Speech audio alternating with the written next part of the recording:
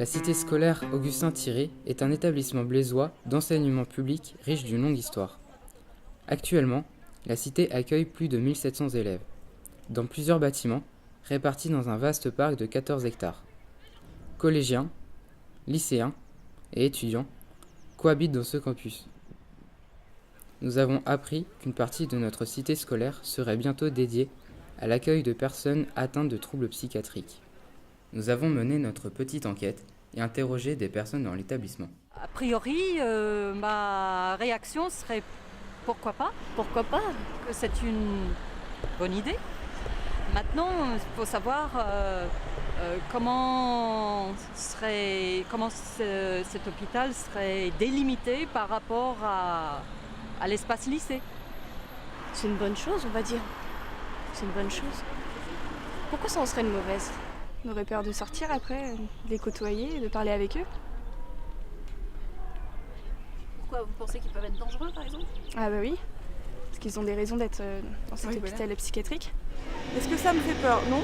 Je trouve que finalement pour les adolescents, le cadre est plutôt sympathique et que le contact avec d'autres personnes qui vont bien, qui évoluent normalement dans une cité scolaire, ça peut être au contraire un contact important pour eux à maintenir.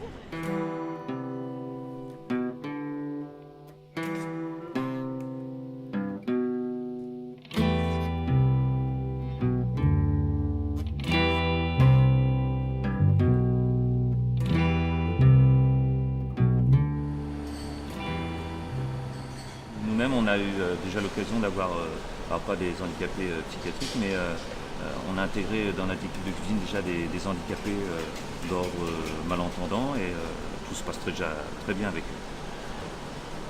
En plus, j'ai actuellement mon fils qui est dans le lycée et je pense que ce sera enrichissant pour lui aussi de vivre avec ces gens-là.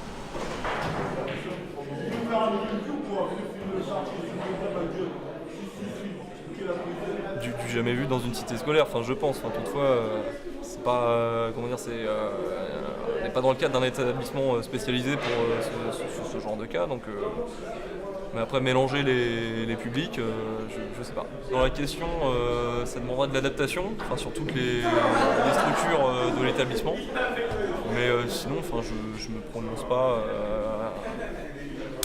en contre ou en pour, quoi. Si ça se fait, ça ne dérange pas. Bah, si ça se fait, je pense qu'on sera tous briefés, et puis de toute façon, si ça se fait, ça se fait. Voilà. Ce projet d'accueil de personnes atteintes de troubles psychiatriques n'était pas le fruit du hasard. Notre cité scolaire avait déjà accueilli des personnes atteintes de troubles psychiatriques et était même un haut lieu de la psychiatrie blésoise.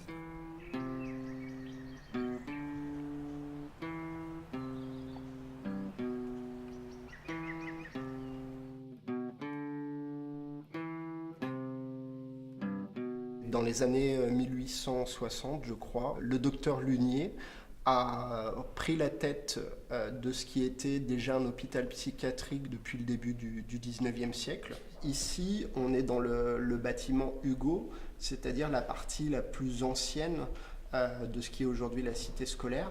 Au moment de l'hôpital psychiatrique, ça a été intégré à l'hospice Lunier, si vous voulez, et c'était l'aile où étaient les patients masculins, alors que dans la partie Lunier, c'était les patientes féminines, donc issues plutôt, on va dire, de la bourgeoisie, mais de la moyenne bourgeoisie, pas ceux qui avaient les moyens d'avoir leur propre villa. Il y avait une grande variété de patients, en fait, sur cet hôpital psychiatrique. On avait aussi bien des vrais malades mentaux que des gens plutôt, on va dire, dépressifs. Alors il semblerait que ces rambardes, cette espèce de grillage là qu'on peut voir nettement au niveau des étages, soit justement, on va dire, une relique de cette période où le bâtiment faisait partie de l'hôpital psychiatrique. En fait, ce sont des restes d'un garde-fou qui était installé dans l'escalier pour empêcher les patients justement de se jeter par l'escalier et de se suicider. Au cours de notre investigation, nous avons appris que ce projet s'adossait à une opération de rétrocession d'une partie du parc de la cité scolaire, de la ville à la région. Depuis combien de temps ce projet existe-t-il? En fait, depuis que la ville était propriétaire, elle cherchait à se séparer du terrain vis-à-vis du conseil régional Centre-Val de Loire, justement pour régulariser la situation.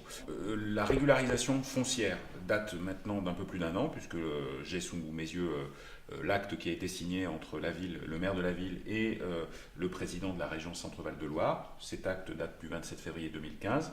Mais d'emblée, dès que cette discussion a été lancée, il y a de cela 4 ou 5 ans, il y avait quand même l'idée de pouvoir se garder ces parcelles pour justement en faire ce que nous évoquions tout à l'heure. Alors il y aura bien un espace vert ou une coulée verte à proximité du bâtiment Michelet. Oui, cette coulée verte, là, ici, qui ne sera pas clôturée, est à côté du bâtiment Michelet.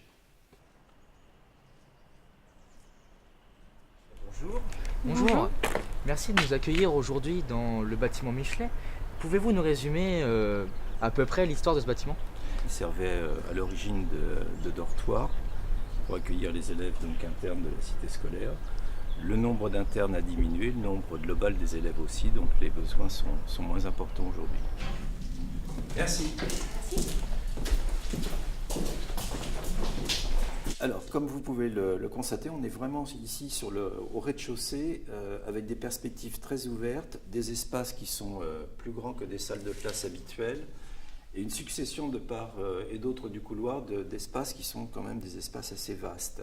Donc l'idée, ce serait donc sur cette partie basse du bâtiment d'offrir des espaces à la fois de détente, de convivialité, salle de sport par exemple. L'idée, c'est d'offrir sur le rez-de-chaussée quelque chose qui permette une vie qui ne soit pas simplement concentrée sur les apprentissages, les connaissances, mais bien un lieu qui permet de mieux se connaître et de bien vivre ensemble. Bien, je ne sais pas si ce couloir vous inspire quelque chose, mais moi il me fait penser à un film angoissant, un film de Stanley Kubrick, Shining. Je ne sais pas si vous le connaissez, ce film, il est très, très impressionnant avec des portes comme ça qui, de chaque côté, puis un couloir qui n'en finit pas.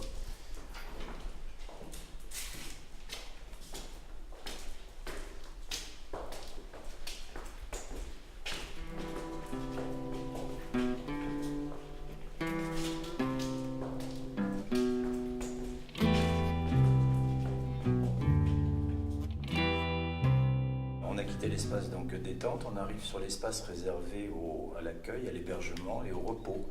Et en même temps, on peut facilement imaginer l'intérêt d'être exposé de cette manière-là, avec une lumière naturelle qui en fin de journée est assez reposante et conviendrait bien à des chambres d'internes, avec une vue très ouverte puisqu'on prend de la hauteur qui domine donc un espace sportif, donc calme le soir.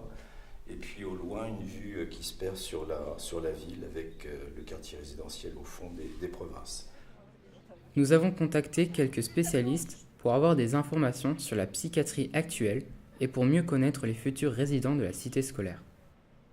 Un jeune atteint de troubles psychiatriques, c'est pas très différent d'un jeune habituel. Ça peut prendre plusieurs formes, on a différents troubles comme les dépressions ou l'anorexie, les troubles du comportement alimentaire, les phobies scolaires, des grandes angoisses, des relations sociales ou des choses comme ça. Donc c'est pas tellement plus dangereux, souvent c'est plus vulnérable. Un adolescent atteint de ces troubles-là sont plus vulnérables et ils se sentent parfois rapidement agressés par l'extérieur ou le monde. Et là, peut-être parfois ils peuvent avoir des comportements agressifs eux-mêmes pour se défendre ou se protéger. Mais sinon, il n'y a pas de difficulté en fait. Ce sont souvent des jeunes à protéger au contraire. Il faut que le projet soit bien pensé par une équipe de soignants qui connaît bien son métier. Il faut que les jeunes lycéens qui vont accueillir les adolescents en difficulté soient aussi préparés pour qu'ils soient tolérants et accueillants et bienveillants par rapport à ces adolescents. Pas très loin d'ici, il y a le lycée La Providence qui accueille régulièrement des jeunes qui ont eu des grandes difficultés ou qui ont encore des grandes difficultés psychiatriques et qui sont dans un moment où ils ont envie de reprendre leurs études et qui sont accueillis avec beaucoup de patience et beaucoup d'adaptation possible en fait, dans un lycée. Et ça leur est très très profitable parce qu'ils reprennent le cours de leur vie.